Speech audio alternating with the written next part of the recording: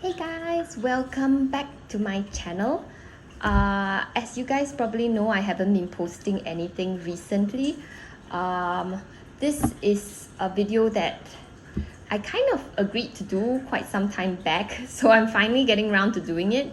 Yeah, this is the latest in the Can You Guess Which Is Real and Which Is Fake series. So let's get on with that.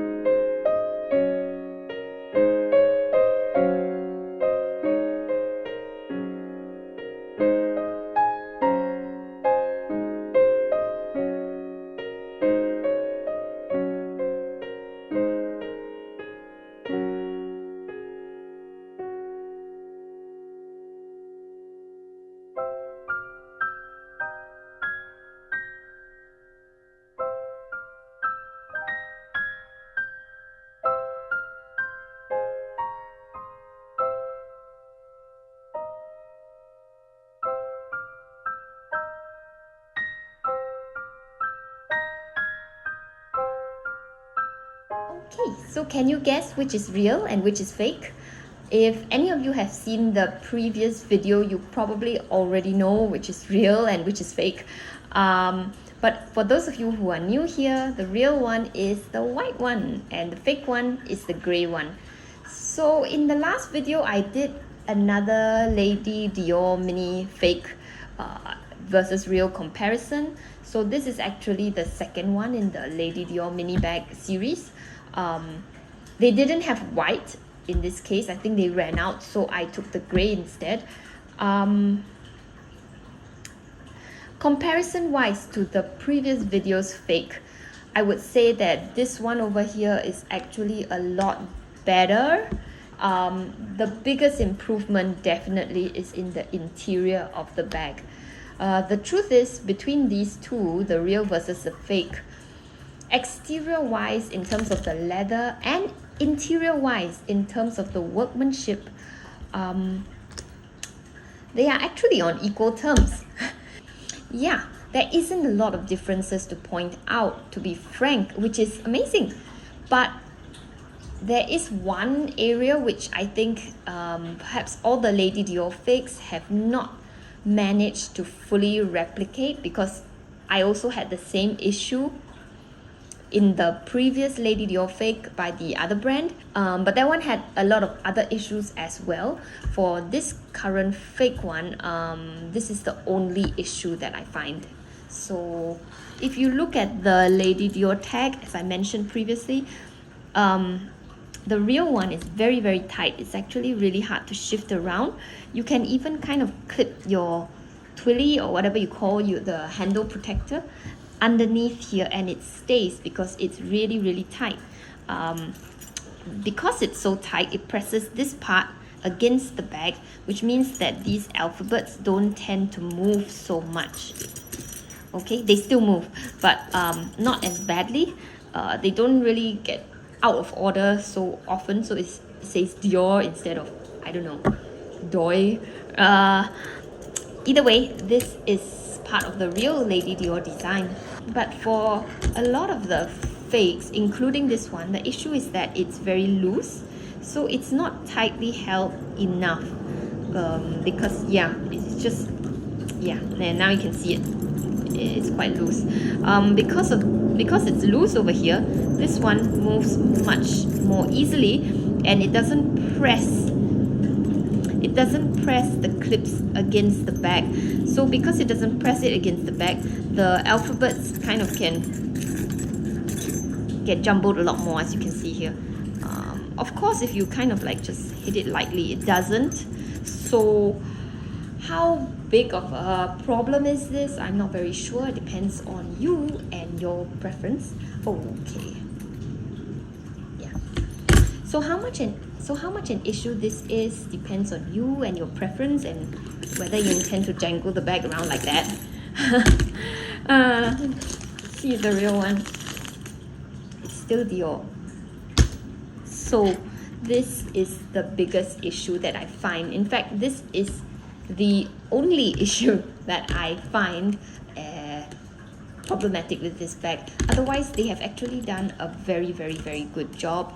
The handles are very, very nicely done. Unlike the previous fake, the sloping for this versus the real one is actually very, very similar. Material wise, you can't feel it, but I can, and it feels the same. It feels exactly the same, to be quite frank. The interior, the flap is really nicely done, perhaps even nicer than the real one. If you notice, the real one had some wrinkles, this one doesn't. And the interior is nicely lined, very neat. The logo is not slanted, unlike the previous fake, which I just find such a ridiculous mistake to make. Yeah. So overall, this is actually a pretty good Lady Dior fake. The only thing to take note of is the logo. If that bothers you, then I have not found a better fake. So you might have to really buy the real one. Yeah, but if this doesn't bother you, then actually go for it. I find this a pretty good fake. Oh yes, one other thing, the strap. If you guys notice, I did notice that the kind of the metal glued to the leather part isn't perfectly centered all the way. I think this is a really minor issue. It doesn't really bother me that much. If it really bothered you, you could probably... Okay, it's not glued, it's actually sewn on. So if it really bothered you, you could probably actually adjust it a little bit yourself. Just change the stitching or just tighten the stitching so it kind of holds it a little bit more to the center. Yeah, but otherwise, pretty good. The hardware is good. The color is exactly the same.